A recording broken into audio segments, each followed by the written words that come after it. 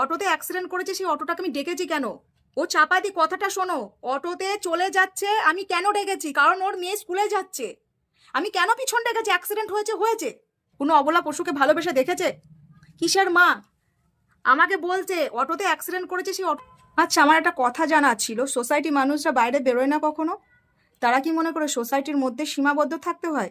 আচ্ছা, সোসাইটিতে থেকে মানুষকে মানুষ না ভাবা ভাড়াটেদের, আর যারা পশুদের ভালোবাসে তাদেরকে অমানুষ ভাবা, তাদেরকে থ্রেট দেওয়া বিনা কারণে, কারণ তারা পশু কেন ভালোবাসে? বলছি, পাবলিক চেনো তো তোমরা? এত অন্যায় কেউ মানবে না। কর্মগুলো সবাই ভালো করো, সৎ কর্ম করো। আজকে তুমি যে অন্যায়গুলো করছো, কালকে তোমার বিচার করবে। সব জিনিসের একটা সীমা থাকে, সব জিনিসের একটা সীমা থাকে, মাথায় রেখো।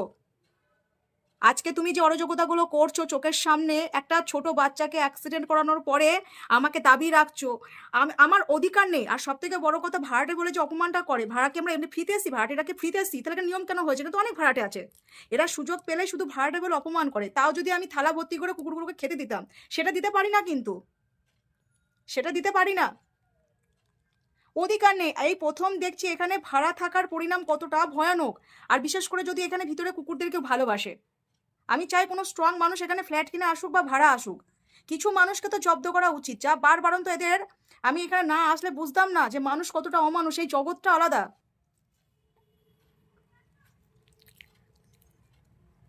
জীবনে কোনদিন পশুকে ভালোবেসে দেখেছে কোনো অবলা? আমাকে বলছে কিসের জন্য তুমি অটোকে ডাকলে, কিসের জন্য? আমি তো দাঁড়িয়ে দেখছি।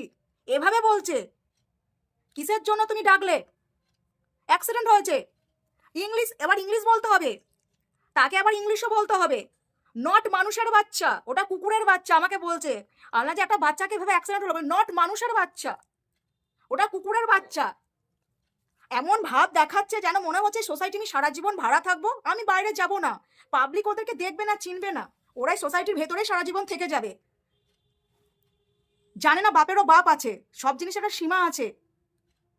অন্যায় তুমি যতই করো, ওপরে একজন বসে আছে, আর কর্ম তুমি যত খারাপই করো, ফল তোমায় ভুগতেই হবে, এটা মাথায় রেখো। এগুলো আমি দেখছি, পাবলিকও দেখছে, আর আমি কিছু প্রমাণও রেখে দিয়েছি। এই সোসাইটি কত ভদ্রলোক বাস করে, কি কি হয়, অনেক কিছু আছে আমার কাছে। এরকম মুখের ভাষা, এখানে এমন কিছু অশান্তি হয় যা মুখের ভাষা বের করে, কোনো বস্তিতেও এরকম ভাষা ব্যবহার করে না কেউ। বাইরের কুকুরকে থালায় নিয়ে একটা জায়গায় করে খাবার নিয়ে যায়, অনেকে বলেছো না জায়গা করে খেতে দেবে, কেন দিই না বুঝেছো? প্যাকেটে করে লুকিয়ে বাইরের কুকুরকে খাবার দিই, সেটাও করা যাবে না। এখানে কুকুর যদি আমার পিছন পিছন ঘুরে, তার মাথায় একটু হাত বুলাতেও পারবো না। আমার মাথা কিনে রেখে দিয়েছে, কারণ আমি ভাড়া এসছি, মাথা কিনে রেখে দিয়েছে। সোসাইটি বাস করছে না ছোট লোকগুলো।